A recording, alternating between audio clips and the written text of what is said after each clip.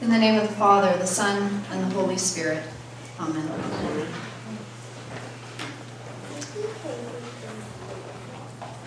I want to tell you about a friend of mine. This was somebody that I knew back when I was going to university in Toronto, and his name was Pops. I don't think that was the name that he was born with, but that was the only name I knew him by. And Pops was somebody that I met when I was volunteering at a soup kitchen in downtown Toronto. Pops had spent most of his adult life in and out of jail. I don't know what took him to jail in the first place, but I do know that his subsequent visits to jail happened because he felt so desperate being out of jail, because he would get to a point of having no home, being cold, being hungry, and he would commit some kind of crime so that he could go back to the comfort of jail. When I knew Pops, he was trying really hard, just day to day, to make it through one day and not go back to jail. He was living in Tent City in downtown Toronto, the Regent Park area, and it was just a day-to-day struggle to make it through, to get by. Every Friday when I went in to volunteer at the soup kitchen, Pops would have a little gift for me. And I remember one time it was a really small bottle of lotion that smelled kind of like almonds. And another time it was a little key fob that had a measuring tape on it. And there were a variety of other gifts, but he always had something to give me. It was always something that he had received as a gift and then he wanted to give to me. And I felt really badly at first taking these gifts from him until I realized how important it was for him to be able to give. That somehow or other in his world, in his life, where he felt he had very few choices, he was just trying to make basically one choice every day, which was to not go back to jail. And yet somehow if he could also make that choice to give something to somebody else, he felt way more human. And he had a sense of freedom and dignity in being able to give those small gifts. So let's talk a little bit about choice. Let's talk a little bit about freedom and what it is to be fully alive. And let's talk about that in context of tonight's Advent Gospel reading. And then in the context of our lives and our world right here. In tonight's Gospel reading, which Gerald so beautifully read, we meet a young girl. She was probably between the ages of 12 and 14. And like my friend Pops, Mary doesn't have a lot of choices in her life. She is not encouraged to dream big dreams or to plan big plans. She will be told who to marry, and she can imagine that she and her husband will work very hard just to scrape by. And they are going to spend their lives in an oppressive regime where poverty is rife, just hoping to avoid any sort of accident or notice that is going to plunge them into complete desperation. Mary has very little in the way of freedom and choice, and then she is visited by an angel. And the angel wants her to be part of God's plan. That might sound like sort of a nice proposition, to be part of God's plan, but let's just take a little bit of a snapshot look at what saying yes to this plan is going to do for Mary. First of all, it will mean that she will get pregnant when she's not married, which was an offense punishable by being stoned to death. Thankfully, Her fiancé Joseph is merciful, and he marries her anyway. But then they become refugees. They have to leave their home and flee to Egypt because their baby's life is at risk. They'll eventually come back home and settle into a very simple life. Mary will watch her son grow up to become a very provocative and controversial leader. And Mary will bear witness to her son being executed as a criminal of the state. And then Mary will join a movement of those early Christians who will invite others to follow the way of Jesus, but who will do so at considerable risk to themselves, because all of the powers that be consider Jesus, even after his death, to be extremely dangerous.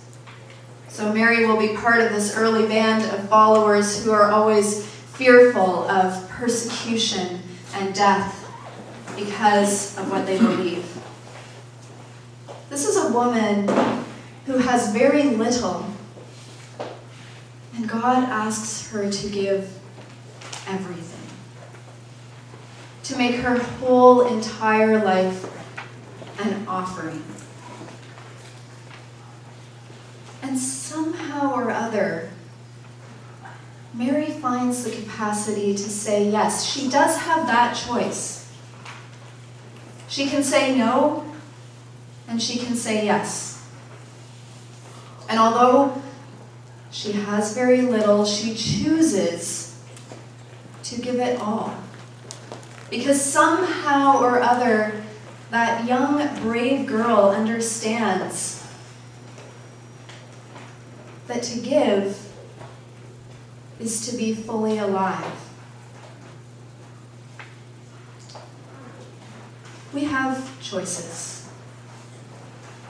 In our world, in our context today, we have a lot of choices. Now, I don't say that to negate any of the very real struggles that any of us encounter on any given occasion, the heartbreak, the pain, the loss, the sense of being overwhelmed, of being pulled in all too many different directions. All of those things are real. And yet collectively, we have more choice, more freedom, more prosperity than most people in most parts of the world throughout most of human history. We can make choices about the really big things in life. Who we're going to vote for, what kind of faith we're going to practice or not practice, who we're going to marry or not marry. We can make those big choices, and then we can make about 18 million tiny, teeny, tiny, minute little choices like, how much data should I put on my cell phone plan? And what color do I want my Christmas theme to be this year? And yet somehow in the midst of all of those choices, we're also taught relentlessly and seductively, we're taught to believe that we don't have enough, and to believe that whatever I have is for me. What's in it for me? It's kind of the million-dollar question. What's in it for me? And, maybe that wouldn't be such a bad question. Pursuit of happiness and all of that. Maybe that's okay for each of us to just seek our own happiness. Maybe that's what this life is all about. Except it's not working. Except that serving my own self doesn't lead to happiness. It leads to emptiness. Mary says yes to being part of God's plan. And the good news is born in a new way into the world because she says yes. The good news is for all intents and purposes, about reclaiming human joy. The good news, the way of Jesus, teaches us to become fully alive as we become grateful for the blessings that we have. And the way of Jesus sets us free when we recognize that what we have is meant to be shared with all of our brothers and sisters. Now, I can't speak for any of you. I can tell you that I often need to be reminded of that good news. I often need to recenter my life away from that selfishness, away from that question of what's in it for me. I need to be recentered in that good news of gratitude and generosity. Maybe you know something about needing to have your life healed and made alive and set free by that good news as well. But regardless of whether any of us individually need that, we know for sure and certain that our world needs that. Because in fact, there are all too many people in our world who are struggling day by day just to make it through, who have had choice and freedom snatched away from them. Almost 60 million people in our world are displaced or are refugees. And I think that we're all still haunted by that picture that we saw several months ago of that 2-year-old boy washed up dead on the beach because his family had no choice. The only choice that seemed to open in front of them was to get onto an unsafe boat in order to cross unsafe seas, because staying where they were wasn't an option. The blessings, the choice, the freedom that we enjoy desperately needs to be shared.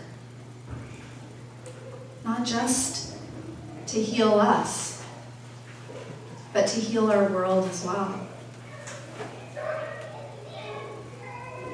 In this Advent Cafe, we're hoping to start that work of healing with just 2 really simple steps. 2 simple things that help to make that healing possible. The one is worship. We're here together tonight, called out of our own individual spheres into this relationship with one another and with God. Worship is meant to train our eyes to see what's in front of us, to see God working in us, to see God's invitation, to see God's blessings. And then to strengthen our hearts with courage to give generously.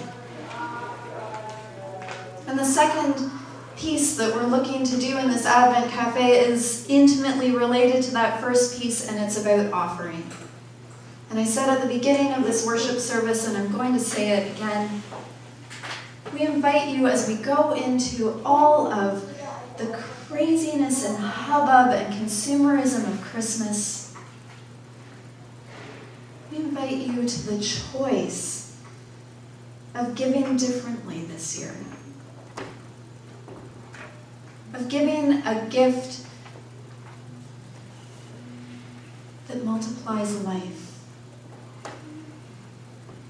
that helps a family in desperate need who have had those choices snatched away from them to settle into a new life of freedom. We have an opportunity. We have an opportunity tonight. We have an opportunity each day as people of faith, as people on this journey together, to set loose and multiply the possibility granted to us in the freedom and the choice that we have. Our freedom, our choice, our privilege, our prosperity can be multiplied to give life to the world. Amen.